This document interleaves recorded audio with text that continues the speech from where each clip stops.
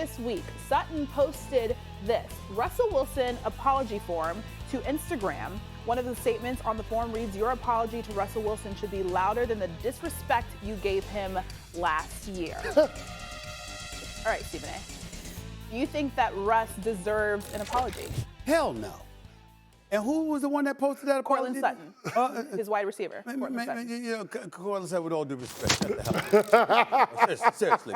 I mean, listen, and I like Courtland. I don't know him personally or whatever. I think he's a hell of a receiver. I got mad respect for him, but shut the hell up with that nonsense. Did you watch this team last year? Did you watch how Russell Wilson performed last year? If anything, Russell Wilson owes all of us an apology for putting forth the year that he put forth that brought everything into question.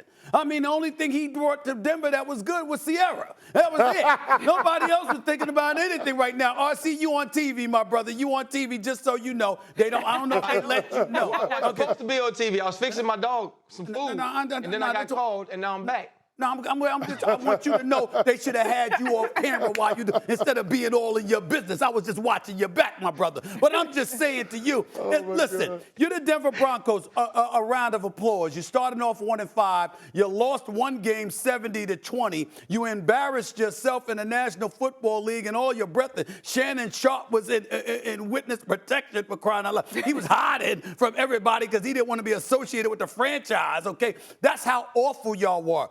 Then you turned it around. So far, you deserve a lot of props. You deserve a lot of credit. Russell Wilson is reminding us what a quality quarterback he is capable of being. Sean Payton has reminded us there's a difference between him and Nathaniel Hackett, thank the good Lord, and we get it. So bravo that you finally resembled an NFL team and you're not wasting away the Denver faithful with that great fan base they have. But the reason why no apology is owed is because the reason the cynicism arrived was because of the garbage you spent the entire 2022 season putting on the football field. You embarrassed yourself. You embarrassed the city of Denver. You embarrassed the history of the Broncos organization. You brought it on yourself. The fact that you made amends, we say, hey, you made amends. Be happy with that, Courtland Sutton. Go ahead. Dang. That's the truth, man. Come on. Apology. Golly. And still got about 7 games to go. Nobody owes anyone an apology. Everything that everybody said about Russell Wilson was fair. Russell Wilson didn't play well. Russell Wilson actually played awful. The Denver Broncos were also awful along with Russell Wilson. And let's think back to early on this season in the games that Russell Wilson has thrown for 300 yards. It's because defensively you were getting taken to the woodshed by the Miami Dolphins and you got taken to the woodshed by the Washington Commanders in the second half, so he had to throw the ball. Right? We're not so far removed from a week where Russell Wilson only threw for 95 yards and 2 touchdowns in prime time against the Kansas City Chiefs. Now, here's what has happened. Russell Wilson has said, okay, talking with Sean Payton, I just need to protect the football. I can't take bad sacks. And every once in a while, I need to make a play. This defense has come up. You go back to the Kansas City Chiefs game, 4+ turnovers, 4 turnovers against the Buffalo Bills, giving Russell Wilson opportunities in the red zone. And to his credit, Stephen A., when you look at the play made to Courtland Sutton, that is a vintage Russell Wilson play. It's 4th and 2. The intelligence, I can't take a sack. I can't throw the ball away. I have to make sure I give my guy a chance. And taking it back to Seattle times with the Tyler Lockett toe drag swag, giving Courtland Sutton an opportunity to make a play that was phenomenal. Then you look at the boot. He's getting rushed. There's an unblocked guy. Gets the football out to Javonte Williams. Another great play by Russell Wilson in the red zone. Here is what the Denver Broncos have figured out. We can't ask Russ to cook.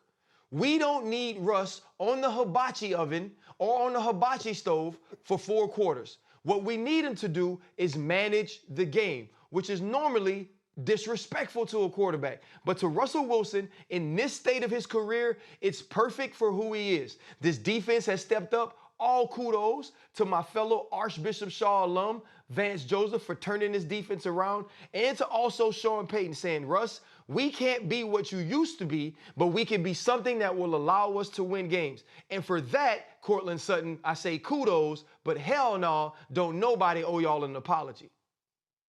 Not only are y'all both right, but I'm going to take it a step further.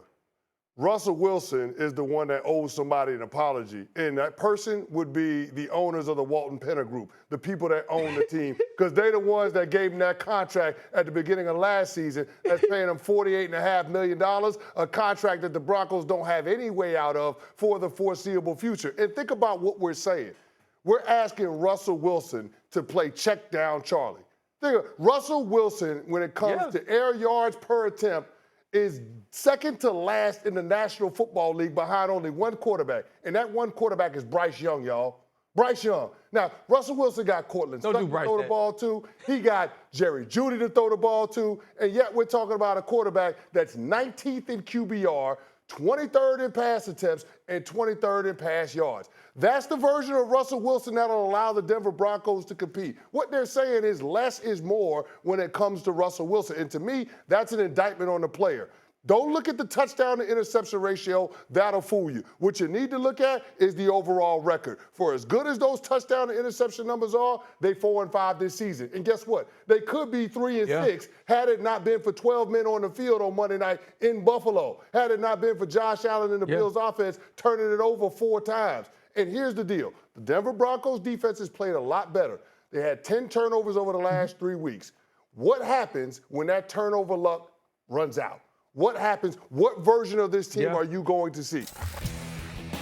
All right, the Cowboys are firing on all cylinders after sweeping the Giants last week. Since their Week 7 bye, the Cowboys have 1,433 yards of offense compared to 744 from their opponents. Now, when asked about the offense this season, Cowboys quarterback Dak Prescott said, "I've never been as confident, as free, as connected with other guys in the offense, play calling, and this whole system and what we're trying to get after as I am now." That's credit to those guys. Credit to Coach McCarthy, Schottenheimer, Tolden, and the rest of that offensive staff. So Chris Canty is actually back for this party, and this is going to be a really good conversation with you here. Is this version of Dak Prescott good enough to get Dallas to the Super Bowl?